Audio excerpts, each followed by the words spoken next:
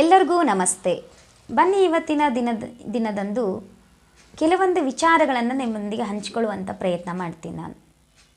ಏನದು ವಿಚಾರ ಅಂತಂದರೆ, ದಯವಿಟ್ಟು ಯಾರೆಲ್ಲ ನಮ್ಮ ಚಾನಲ್ನ ವೀಕ್ಷಣೆ ಮಾಡ್ತಾ ಇದ್ದೀರೋ ಈ ಕೂಡಲೇ ಸಬ್ಸ್ಕ್ರೈಬ್ ಆಗಿ ವೀಕ್ಷಣೆ ಮಾಡಿ ಅಂತ ವಿನಂತಿಯನ್ನು ಮಾಡ್ಕೋತಾ ಇದ್ದೇನೆ.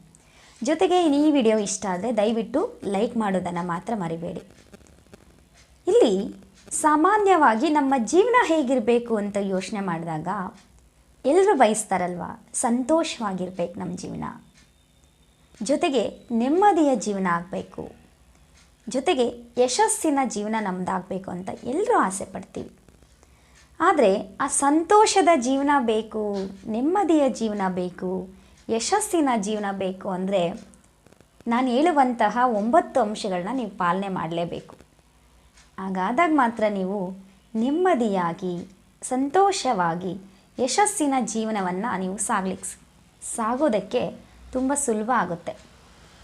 ಯಾವ ಸಂದರ್ಭಗಳಲ್ಲಿ ನಾವು ಸುಮ್ಮನಿರಬೇಕು? ನಮಗೆ ನೆಮ್ಮದಿ ಬೇಕಲ್ವಾ? ನೆಮ್ಮದಿ ಬೇಕಂದರೆ, ಸಂತೋಷ ಬೇಕು ಅಂದರೆ, ನಮ್ಮ ಜೀವನ ಯಶಸ್ಸನ್ನು ತಲುಪಬೇಕಂದ್ರೆ ಕೆಲವೊಂದು ಸಂದರ್ಭಗಳಲ್ಲಿ ನಾವು ಮೌನಿಗಳಾಗಬೇಕಂತೆ. ಅಂದರೆ ಶಾಂತ ಚಿತ್ತತೆಯನ್ನು ಕಾಪಾಡಬೇಕು, ಶಾಂತವಾಗಿರಬೇಕು. ನಾವು ಎಷ್ಟು ಶಾಂತವಾಗಿರ್ತೀವೋ ಅಷ್ಟು ತುಂಬ ಒಳ್ಳೆಯದು ನಮಗೆ, ನಮ್ಮ ಜೀವನಕ್ಕೆ, ನಮ್ಮ ಮನಸ್ಸಿನ ಸಂತೋಷಕ್ಕೆ, ನಮ್ಮ ಮನಸ್ಸಿನ ನೆಮ್ಮದಿಗೆ, ಜೊತೆಗೆ ನಮ್ಮ ಯಶಸ್ಸಿನ ಮಟ್ಟವನ್ನು ತಲುಪಲಿಕ್ಕೆ. ಮೊದಲನೇದಾಗಿ ಸಿಟ್ಟು. ತುಂಬಾ ಸಿಟ್ಟು ಬರುತ್ತೆ ಮನುಷ್ಯನಿಗೆ. ಯಾಕಂದರೆ ಮನುಷ್ಯ ಅಲ್ವಾ?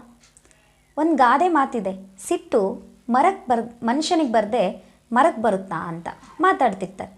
ಏನಪ್ಪ ಸಿಟ್ಟು ಮನುಷ್ಯನಿಗೆ ಬರದೆ ಮರಕ್ಕೆ ಬರುತ್ತಾ ಅಂತೇಳಿ. ನಿಜ, ಸಿಟ್ಟು ಮನುಷ್ಯನಿಗೆ ಬರುತ್ತೆ. ಆದರೆ ಅದನ್ನು ಸಹಿಸ್ಕೊಳ್ಳುವಂತಹ ಮನೋಭಾವನೆ ನಮ್ಮದಾಗಬೇಕು. ಯಾವ ಕಾರಣಕ್ಕೆ ಸಿಟ್ಟು ಬರುತ್ತೆ ಹೇಳಿ ನೋಡೋಣ. ಸಾಕಷ್ಟು ಕಾರಣಗಳಿದ್ದಾವೆ, ಸಾಕಷ್ಟು ಸಂದರ್ಭಗಳೇ ಬರ್ತವೆ ಜೀವನದಲ್ಲಿ.